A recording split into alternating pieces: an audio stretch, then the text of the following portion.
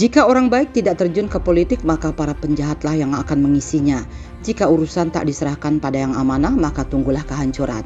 Dan tokoh masyarakat Bali Nyoman Tirtawan adalah segelintir sosok politisi baik yang masih menjaga kebaikan hatinya dan kemurnian perjuangannya ketika terjun ke politik. Saat sempat menjadi anggota DPRD Bali periode tahun 2014-2019, Nyoman Tirtawan dengan konsisten menjaga dan memperjuangkan amanah rakyat. Politisi yang dijuluki pahlawan penyelamat uang rakyat Bali 98 miliar rupiah ini dipandang sebagai politisi jujur, berhati bersih, tidak tergoda dengan rayuan politisi kotor dan korup untuk ikut merampok uang rakyat dengan menyalahgunakan kekuasaan dan kewenangannya. Malahan politisi asal desa Bebetin, Kecamatan Sawan, Kabupaten Buleleng ini melawan arus saat dirinya mengemban amanah rakyat sebagai wakil rakyat di DPRD Bali dengan berdiri tegak sebagai pembela rakyat dan menyelamatkan uang rakyat Bali dengan nilai sangat fantastis mencapai 98 miliar rupiah saat pemilihan Gubernur Bali 2018 lalu.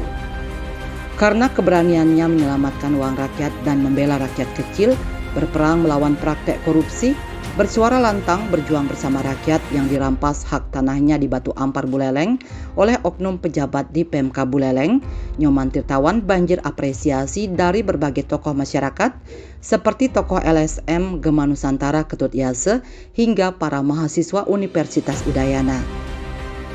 Nama Nyoman Tirtawan juga semakin harum dan perjuangannya diakui secara luas dengan mendapatkan penghargaan saat peringatan Hari Pers Nasional pada 9 Februari 2023 lalu atas dedikasinya menyelamatkan uang negara saat pemilihan Gubernur Bali 2018 sebesar 98 miliar rupiah.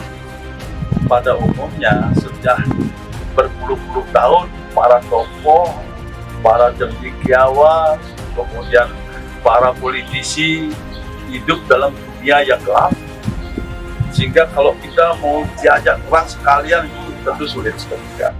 Nah, oleh sebab itu saya selaku masyarakat Buleleng berharap, saya sudah dengar, saya sudah tahu Pak Nyoman Tirtawan sempat menyelamatkan dana APBD Provinsi Bali 98 miliar.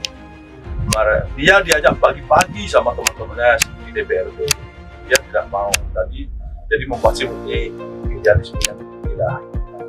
Ya, kenapa keuangan rakyat harus dibagi-bagi? Mereka jadi anggota DPRD itu sudah digaji dengan gaji yang cukup tinggi. Kenapa masih harus mengambil uang rakyat untuk dibagi-bagi? Nah, saya sudah tahu dan sudah dengar itu, dan dia tidak mau. Akhirnya yang terjadi dia yang dimusuhin sama teman-temannya. Tetapi karena dia mempunyai integritas yang cukup tinggi, dia betul-betul dia untuk membangun daerahnya, tetap dia bertahan. Akhirnya kembalilah uang yang 98 miliar itu ke APBD.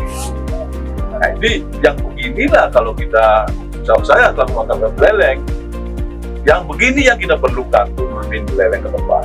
Kalau dia dapat kesempatan untuk memimpin Buleleng ke depan, saya yakin 10 tahun masyarakat Buleleng tersejahtera.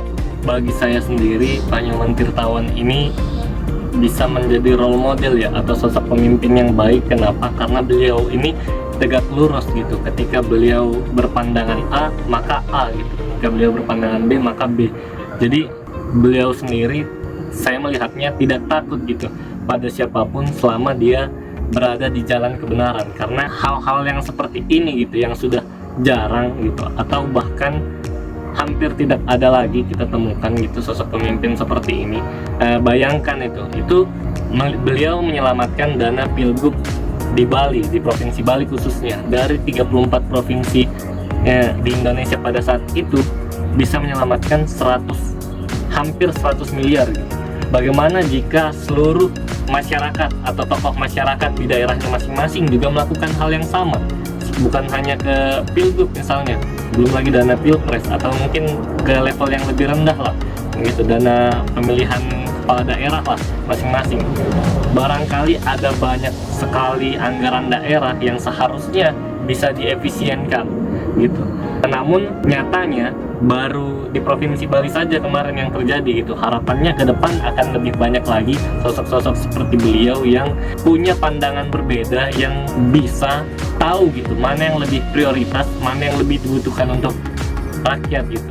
kita bisa melihat sepak terjang beliau mulai dari upaya lah untuk membela warga di Buleleng, 55 orang yang haknya dirampas, tanahnya dirampas gitu kan, memerangi mafia tanah yang ada di sana. Kemudian juga beliau juga baru-baru ini sempat diberikan penghargaan dari pers gitu kan. Yang mengejutkannya lagi, beliau ini cukuplah dicintai oleh masyarakat Kota Buleleng. Apa yang kemudian mendasari saya mengatakan hal tersebut? Menurut survei gitu, elektabilitas yang dilakukan, ada survei lokal di daerah Buleleng, siapa kemudian yang akan menjadi calon bupati di Buleleng, atau jika kalian memilih di 2024 nanti siapa gitu kandidatnya. Dari banyaknya calon-calon kandidat, mulai dari partai penguasa, partai pendukung penguasa, partai oposisi, tokoh masyarakat, dan aktivis lingkungan seperti Pak Nyoman Tirtawan misalnya, justru beliaulah yang diunggulkan gitu, atau yang mengungguli survei tersebut gitu. Nah, ini kan yang perlu kita perhatikan, bahwa meskipun misal tidak atau belumlah memiliki kendaraan politik, namun ketika ada sosok figur yang sekiranya layak gitu untuk memimpin suatu daerah, patut untuk kita kawal gitu, atau bahasanya kita perlu cermat lah dalam menentukan pemimpin.